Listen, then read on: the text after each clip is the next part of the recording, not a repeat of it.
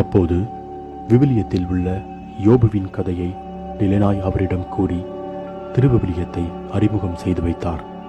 தொடர்ந்து இயேசு கிறிஸ்துவை பற்றி அவரிடம் கேட்டு தெரிந்து கொண்ட நீலகண்டன் நாளடைவில் திருமுழுக்கு பெற்று கிறிஸ்தவராக மனமாற விருப்பம் கொண்டார்.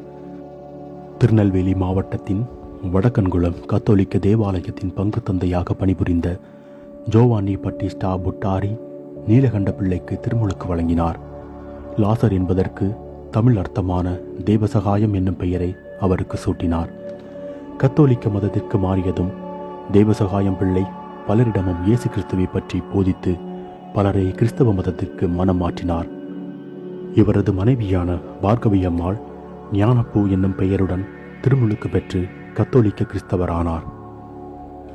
தேவசகாயம் என்ற பெயருடன் கிறிஸ்தவரான நீலகண்டன் கடவுள் முன்னிலையில் மனிதர்கள் அனைவரும் சமம்